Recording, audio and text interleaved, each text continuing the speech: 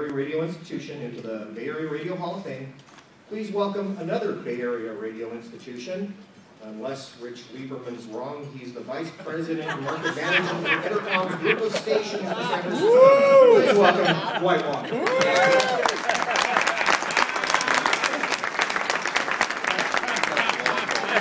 I don't know if Rich is in the audience, but Rich, you are so wrong. No credibility there. Tony, I promise we won't go back to 1922, but I'll go back partway in your history. I've been with Entercom for 5 years, but prior to that, I spent 24 years at Susquehanna Radio. Some of you may remember that Broadcasters Day. But for those 24 years, I spent 18 years working for Tony Salvador. I've said many times that I earned an MBS. You can only imagine. But I call it a Master's of Business on the Street. Tony was a terrific mentor to me and gave me something more valuable than an MBA could have ever done. I met Tony 29 years ago in York, Pennsylvania. That was the world headquarters of Susquehanna. Tony was interviewing for a new job as the general manager, or station manager, I think at the time, of KFOG. As you all know, Tony got that job, and he went on to make KFOG the coolest station in the nation. Used to be. Here you are. I moved to San Francisco 23 years ago when Susquehanna Radio purchased KMBR. I witnessed Tony take a huge sleeping giant of KMBR and turn it into a 50,000-watt blowtorch and the sports leader. Thank you, Tony. Tony has had an amazing impact on radio entertainment in the Bay Area with sports and rock. Don't forget about the Bone. We're sitting right back there.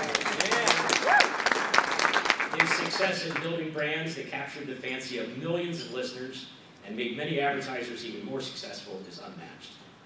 It's an honor and a privilege to introduce Tony Salvador, who, as I regard, as one of the best broadcasters of the last century. He's also a mentor and a friend. Before I turn the mic over to Tony, I want to be sure I pass along congratulations from the former Susquehanna Radio execs, Dave Kennedy, Larry Grogan, Art Carlson, Nancy Bate, all pass along. And for a special message, and I think we're cued in here, there's a guy who didn't want to miss today, but he's a little busy with some playoff games. Somebody who knew how to negotiate with Tony, didn't always win, but knows what that was like. Larry Baer, the CEO of San Francisco.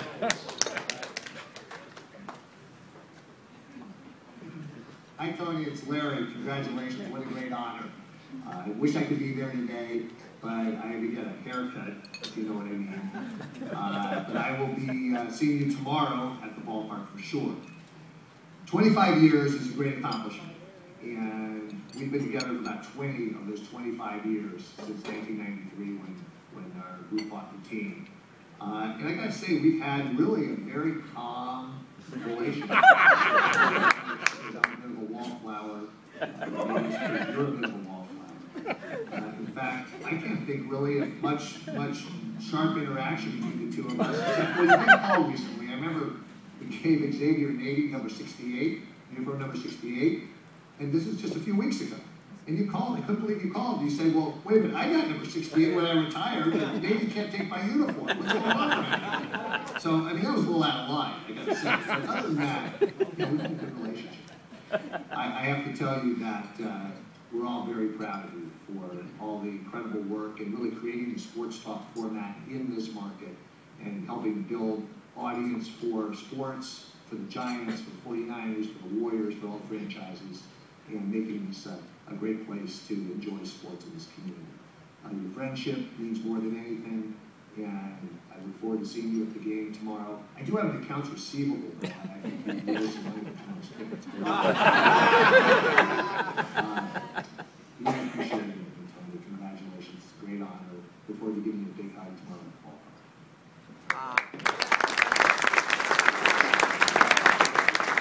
I give you Tony Salvador.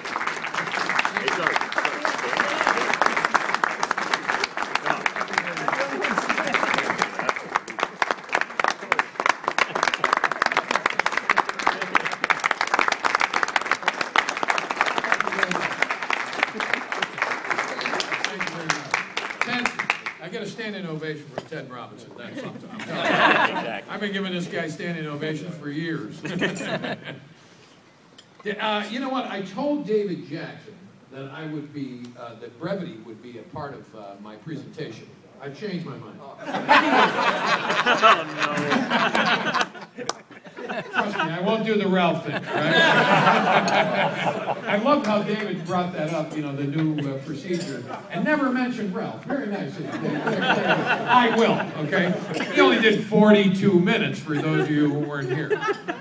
Anyway, I'll try to do less than 42 minutes. How about 4 minutes and 20 seconds, okay? So get the stopwatch going. First of all, I got in the business in 1968, so it started kind of like Ted Baxter at that little 5,000-watt radio station, you know.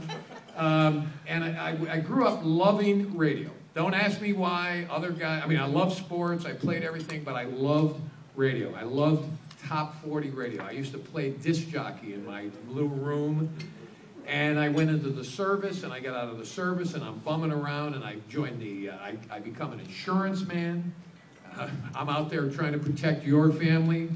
Isn't that awful? But I was doing it. But anyway, one day I was in Albany, New York, and I was driving down a major thoroughfare, and I was listening to a top 40 station there, WPTR, 1540 on the AM dial. Right in that old center of the dial there, you know, 1540. And they were talking about, they were doing a contest. And they gave the address of the place, 4243 Albany Street in Colony.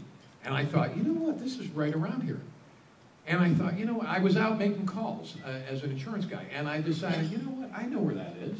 And I pulled in, I mean, they were in a Quonset hut building. And I went into the radio station. And it had, you know, watch the jocks on the air kind of, you know, where you could actually watch the jocks when you walked into the reception area. And the girl was sitting there, and I said, you know, geez, I'm wondering, can I watch this for a while? She said, oh, sure, you know, not a problem. Now, remember, I'm in a suit and a tie because I was selling insurance. So I said, I was so fascinated, you know, by it, that I leaned over to the lady, and I said to her, is there anyone here that I can talk to about a job? Now, remember, I think that I'm going to talk to somebody about being on the air, okay? Because I'm in a suit and a tie, she calls the sales manager, unbeknownst to me, okay? The sales manager walks out, I introduce myself, I tell him I'm interested in working here, okay? 2 weeks later, I quit my job and I got in the radio business. There it is. And from there, I did a whole tour of the Midwest, Cleveland, Detroit, back to Cleveland, Chicago for a minute and a half, back to Detroit. And in 1978, I took my first trip, my first national trip, to sell advertising for my then radio station to California. And as most, anyone who's in the sales end of this knows, when you do national calls to California out of the Midwest, you always happen to set them up in January and February. You know, I don't know why you'd want to get out of Detroit in January, February, but it seemed like a good plan. And I got off the plane. I was actually flew into Los Angeles. I got off the plane in January, like 12th, and it was 80 degrees. That was 1978. From 1978 to 1982, when I came to San Francisco, I was dropping resumes out of helicopters to get a job in California, okay? I thought to myself, what the hell am I doing working in Detroit? I finally got the job, and I came to San Francisco in 1982 as the general sales manager of KFOG. And through a quick turn of ownership, I became the general manager in